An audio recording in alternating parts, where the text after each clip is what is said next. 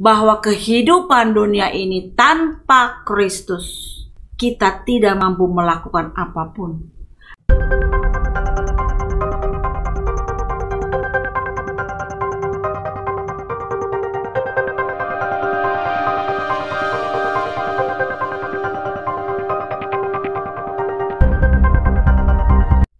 Selamat pagi sahabat yang baik. Ketemu lagi dengan saya dalam program Morning Devotion. Jangan takut, hari baru pasti ada berkat baru. Pada saat kesulitan dan penderitaan itu datang, siapa penolong kita? Firman Tuhan diambil dari Yohanes 16 ayat yang ke-7 sampai yang ke-8. Demikian firman Tuhan. Namun benar yang kukatakan ini kepadamu adalah lebih berguna bagi kamu jika aku pergi.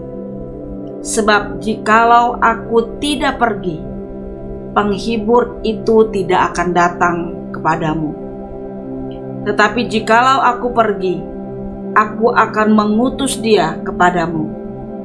Dan kalau ia datang, ia akan menginsafkan dunia akan dosa, kebenaran, dan penghakiman. Ini adalah perkataan Yesus sebelum dia mengalami satu puncak karyanya di kayu salib. Kalau nanti kita lihat ayat yang ke-17, pasal yang ke-17, juga pasal yang ke-18 sebelum Yesus ditangkap.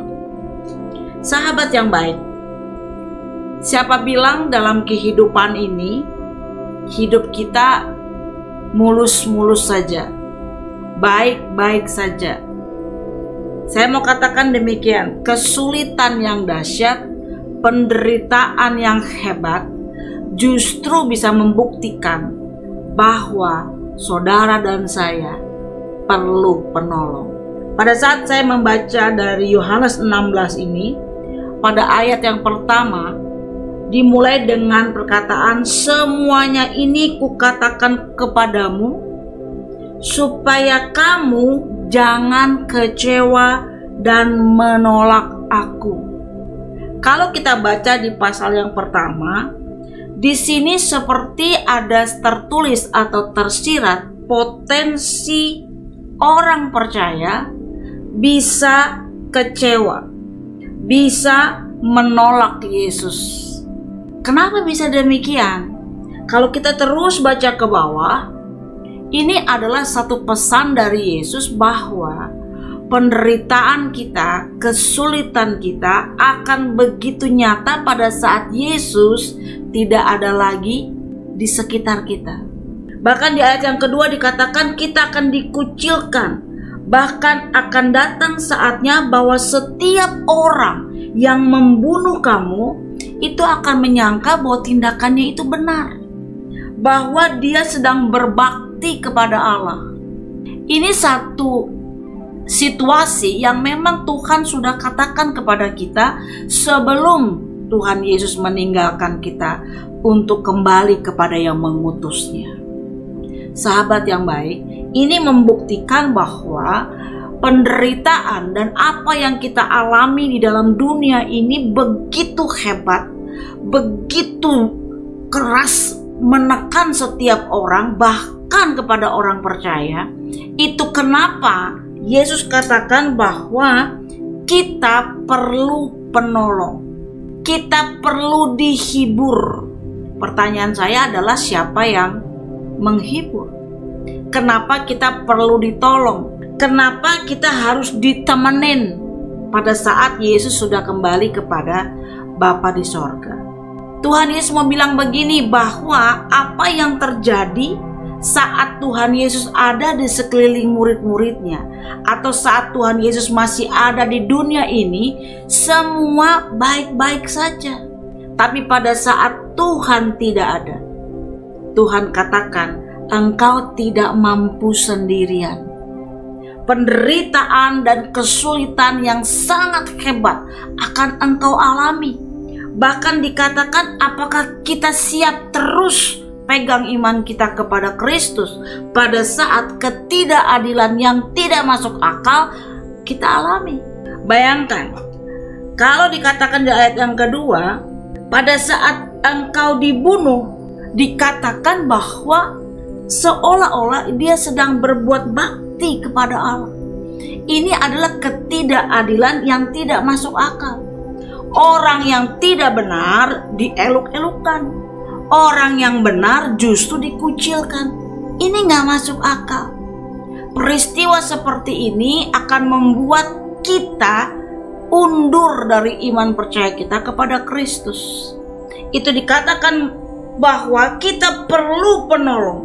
Bahkan di ayat yang ke-7 jelas Tuhan mengatakan demikian. Saya harus pergi. Itu perkataan Yesus. Kenapa Yesus harus pergi? Sahabat yang baik, apa yang dinubuatkan di dalam firman Tuhan tentang Yesus harus terjadi, harus digenapi. Yesus harus kembali kepada Bapa di sorga. Tetapi satu hal yang akan dinyatakan, bahwa pada saat Yesus tidak ada di muka bumi ini lagi, maka penderitaan itu, maka kesulitan itu pasti akan menggoyahkan iman percaya kita. Oleh karena itu dikatakan, penghibur itu tidak akan datang kepadamu. Yesus harus pergi ke rumah Bapa, kembali ke rumah Bapa. Kalau dia tidak pergi, penghibur itu tidak datang.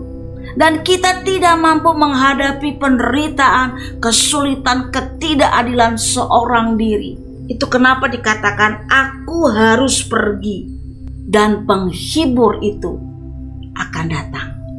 Ada yang menghibur kita. Kenapa sekali lagi saya katakan kita perlu penghibur? Kenapa? Ada apa sehingga kita harus dihibur?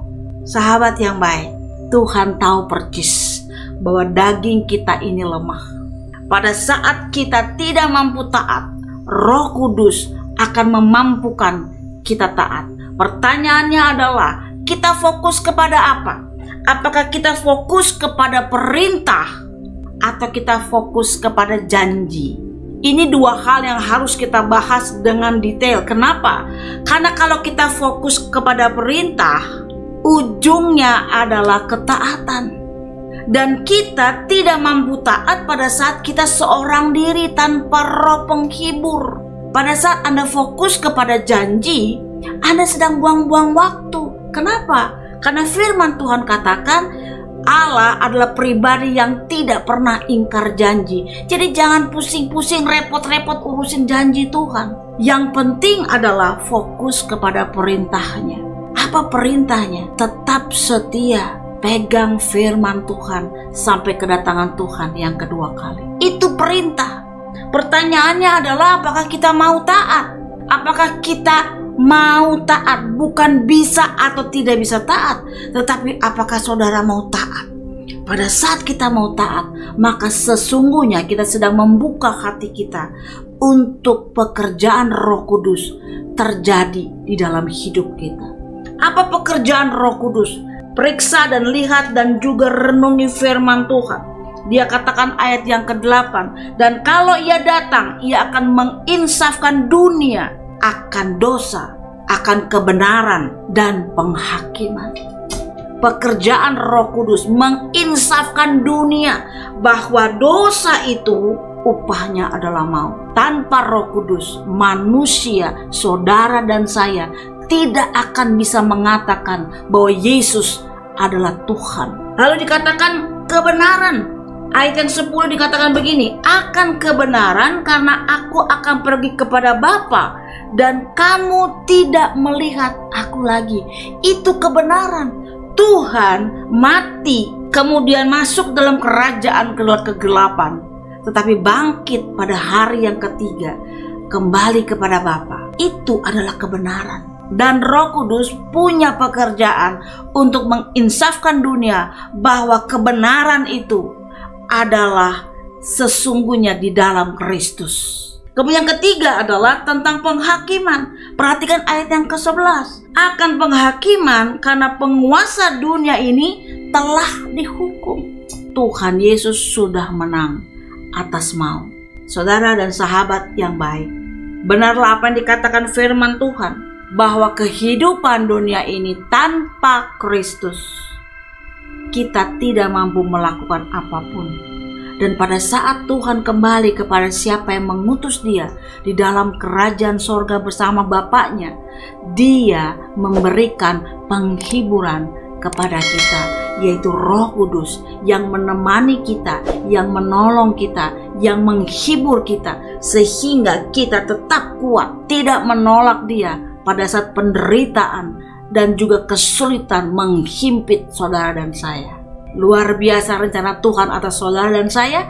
Tetap berjuang, pegang iman percaya, dan biarkan Roh Kudus bekerja luar biasa dalam kehidupan saudara dan saya, mulai hari ini sampai Maranatha, Tuhan Yesus jemput kita di awan-awan kemuliaan. Tetap semangat, Tuhan Yesus mengasihi saudara dan saya.